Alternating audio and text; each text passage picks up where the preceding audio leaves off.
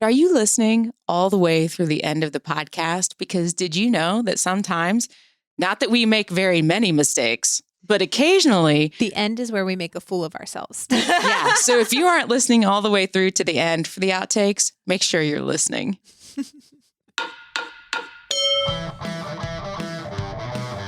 Welcome to Beauty and the Gi, the podcast about jujitsu and life from the female perspective. I'm Jen Eads. I'm a white belt full of curiosity and questions about all things jujitsu.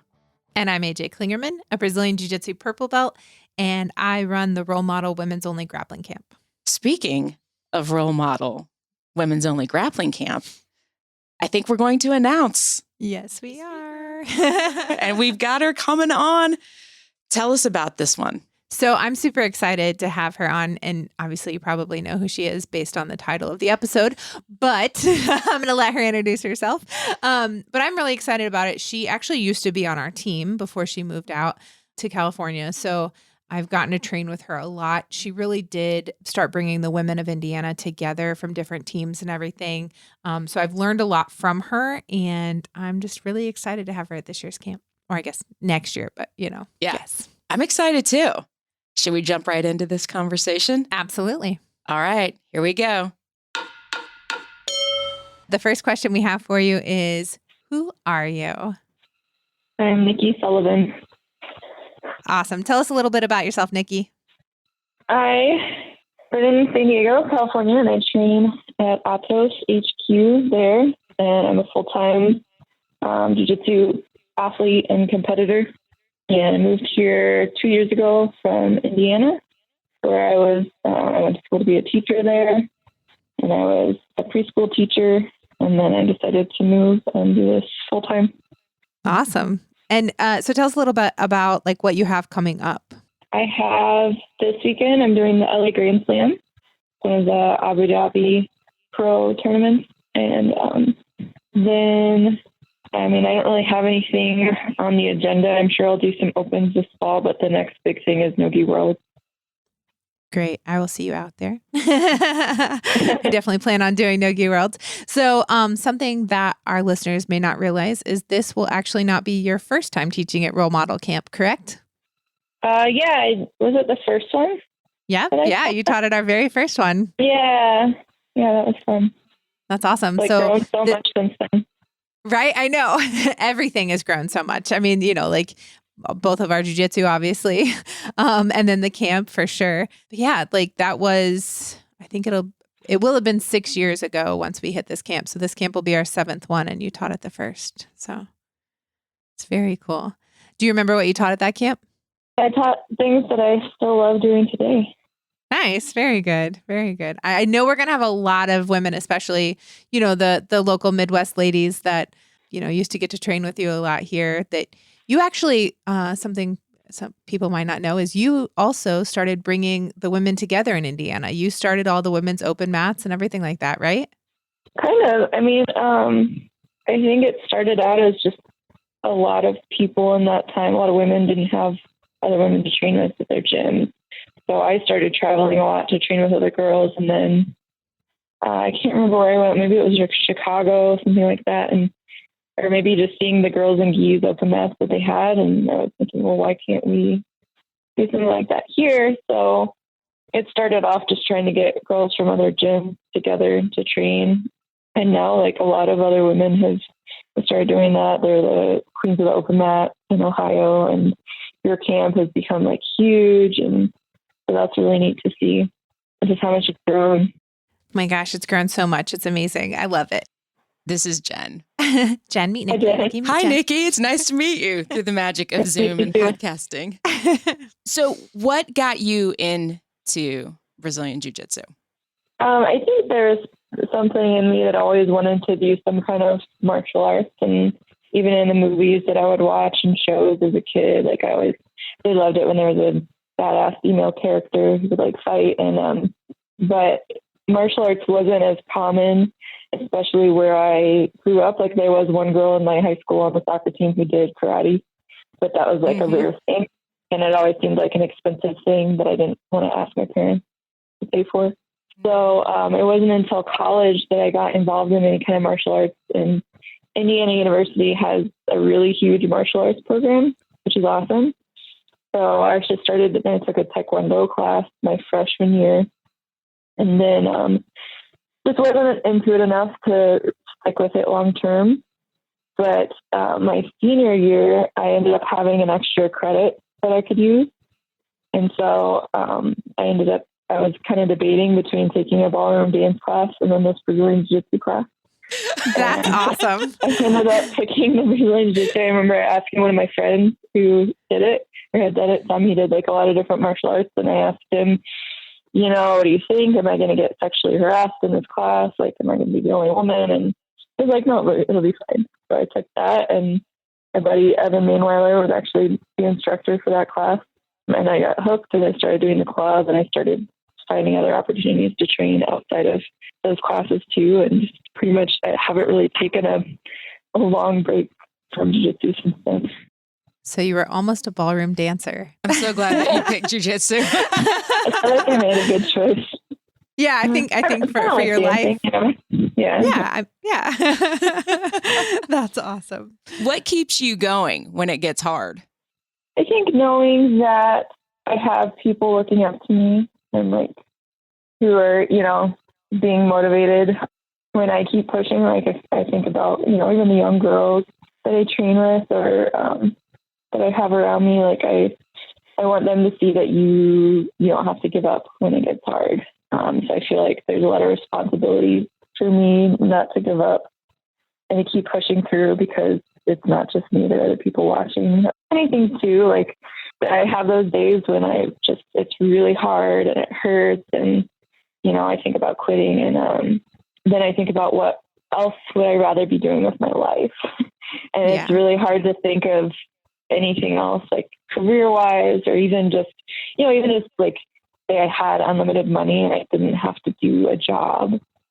Just thinking about like my life without training, I can't really imagine that. Like, what am I going to do? Just sit around like a bum and do nothing?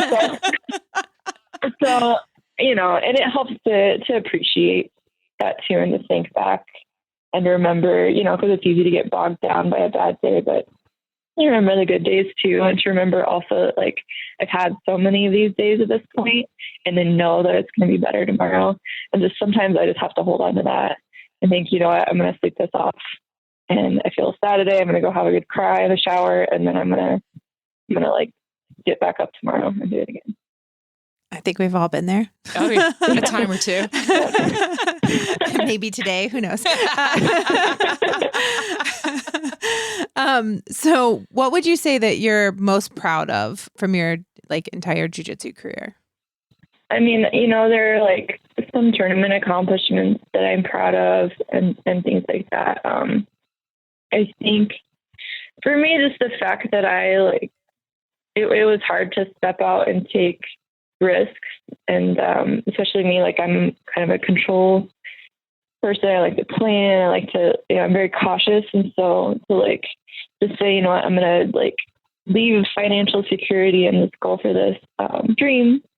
Like that was hard, but I'm also really proud that I did that. And just in the past couple of years, like every time that I've stepped out and kind of taken a risk or gone for something, I haven't succeeded every step of the way, but like overall, I've just seen that like if you're willing to work hard and you're willing to put yourself out there and just try, you're really capable of a lot more than maybe you thought you were. At least for me, I was, I couldn't have imagined like 5 years from now, if you asked me what I would be doing right now, I couldn't have imagined that this is like a dream, not a reality. So I'm really proud of that I took that leap, and then I made that move and decided to go for it, knowing that maybe it wouldn't work out. Yeah, I think for me, that's my proudest. Yeah, I think that's awesome. So you train a lot and you train hard.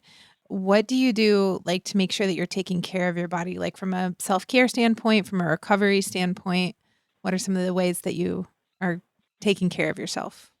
I always try to stretch after every training session, at least for 5-10 minutes.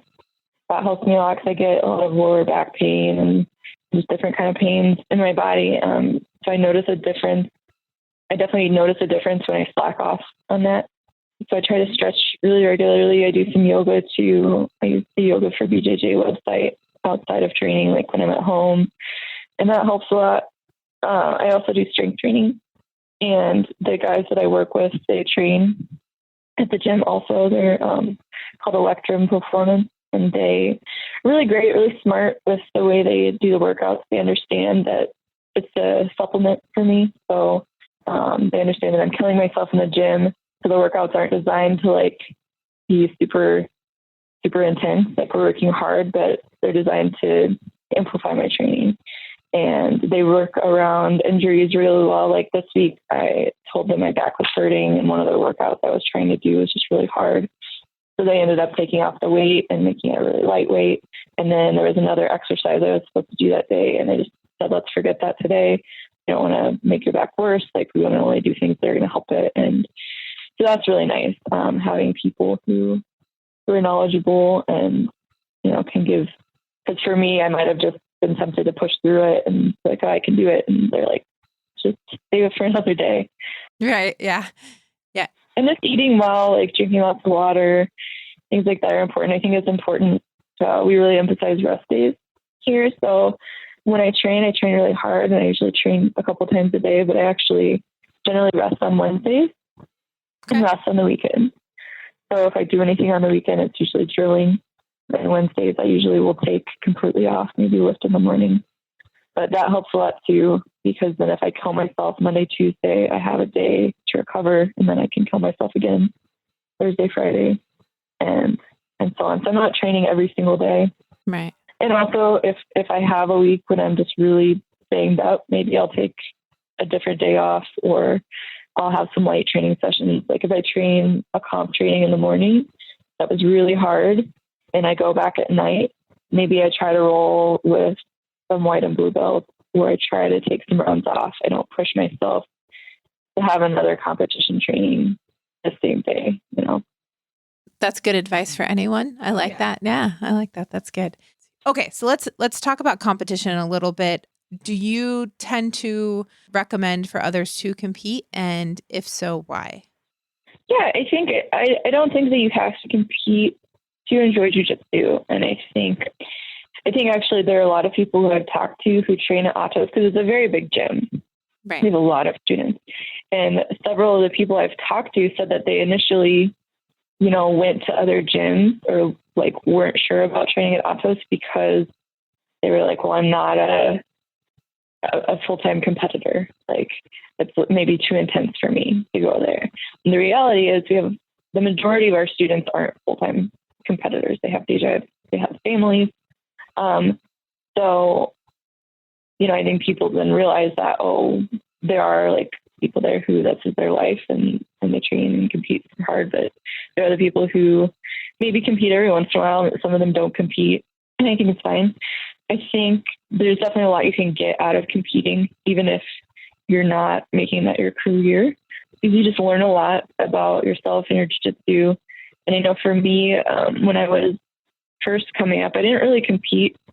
I think the first 2 years that I trained, almost 2 years, the ego was, it wasn't my first, it was my second tournament that I did as a white belt. Nice. Right before I got my blue. But I remember, because I trained a lot with guys at that point, and I remember competing, being really nice to be able to go against another woman who was similar to my size and skill level and test myself there, because it's hard to know sometimes in the gym, even if you do have training partners around your size and skill level, they know your game, they like kind of know how to stop your moves. So when you compete, you can really see where you are and measure your skills, and also find out what you need to improve.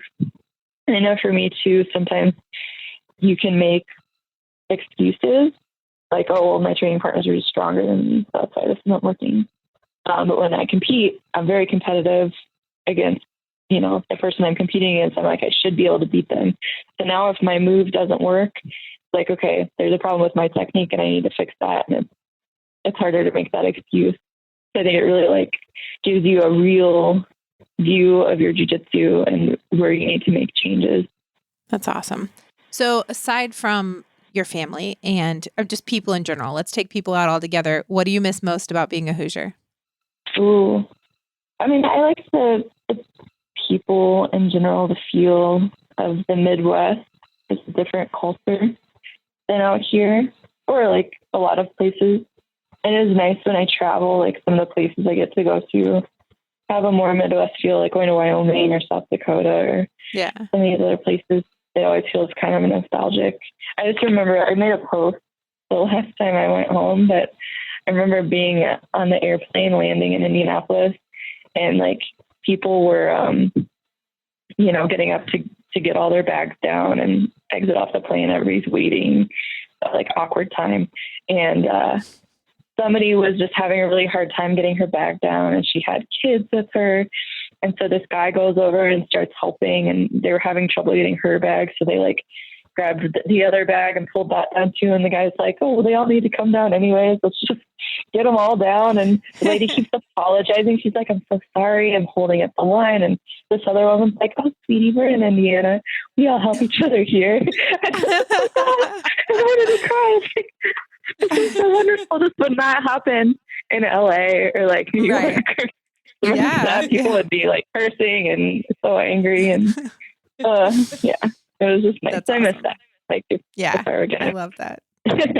It's like you just touch down in Indiana and we all become Hoosiers. Like, it's the Midwest. We're just going to help each other out. Still holding doors for you. And it's just and pleases and thank yous and all of that. I remember I was in New York the first time for Pans, and I said, excuse me, to somebody, and they like looked at me like I was crazy. they just like stared at me like, I don't know. I was like, am I not supposed to talk to you? Like, I don't know what's happening. I didn't mean to bump you. I'm sorry. Like, you're definitely not from around here. So, I love that. I mean, we get to travel a lot too, but I definitely enjoy the Midwest culture. I don't enjoy winters. I could do without that. It's nice to come home for Christmas for like 2 weeks. And and then be like, see ya, and go back to exactly. Yeah.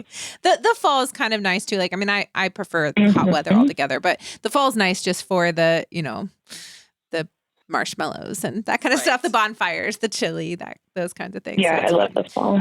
So we're super excited to have you back. I don't know if you've been paying attention, but I asked the ladies like who they were hoping to see, and we've had several women comment that they were hoping you'd be one of the ones we announced. So I saw that. Super sweet. Yeah. No, I'm really excited too. It's exciting because this camp is like, like you said, like I was at the first one and it was pretty small. And just see it growing and be coming back now into my home city kind of. And I'm really excited. Yeah, I'm excited too. I'm just thrilled about the camp in general. I think it's going to be amazing, and to think how far we've come. Like that first one, it was basically just like, okay, who of my friends can I get to teach that that know a few things? Okay, and now we've got. I won't tell who else because I don't know what order these are all being released in. But we've got some big people coming in, so I'm really excited about it. So happy to have you on that list of women coming in to teach. So very excited. We usually do like an on the mat or off the mat tip, just for anything to help with your life in general or life with jiu-jitsu. Do you have a tip for anyone that you'd like to share? One thing that I started doing the first year I was out here, like the first kind of Nogi World camp, and just dealing with all that pressure and the intense, days and days when we wanted to cry. And so I started saying to myself, I would be like, it's going to be a good day, even if I felt like crap.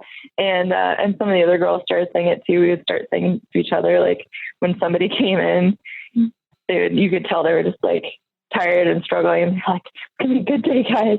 And just like really trying to focus on the positives, and, because mindset is really important in anything you're doing. Like you can, make a big difference just in your energy and in your, emotional state by like telling yourself positive things. And you really can almost fake it till you make it in some ways. So for me, like if I start thinking negative thoughts and like letting myself, think that I suck and things like that, it just really brings me down in a big way. So that's a big thing that I've tried to focus on, is just telling myself positive things, telling myself, even like just in my head, being like, you can do this. Like you can just keep moving, finding, a little thing that I can do. Like, even if it's just literally don't stop moving, don't stop. That helps me a lot. Just have something that I can hold on to and focus on. So that would be my tip. Just like find something positive that you can focus on, that you can tell yourself every day. That'll like keep you going. That's good. We like a good mantra here. Yeah, definitely. Positive self-talk. We like that a lot. So, all right. Well, thank you. Thank you so much. And, go out and make it a good day today too. Thank you. You too. Thanks, Nikki. Thanks. Bye. Thank you, guys. All right. So we're very thankful to have Nikki on today. Appreciate her meeting with us real fast before she headed to competition training. So next year, 2020. All right. So this is what we're talking about, Role Model Camp 2020. And that's May 1st through the 3rd. Registration is up at thefighthub.com. And if you just look under seminars, you can find that on there. And we'll have a link to it in the show notes. Correct? Yes, we will. Yes. Of course. And I've got some really, really big things that we're going to be rolling out, including we are doing a next generation portion for this. So there will be a whole track for girls ages 8 to 14. They'll get their own instructors, their own fun, their own games, all that. So if you have a daughter or a girl in jiu-jitsu that would be interested in joining us for that, you'll be able to register her as well on the Fight Hub. All right. I'm looking forward to it already. Me too. And we'll see you on the mat. This has been a production of the Brassy Broadcasting Company.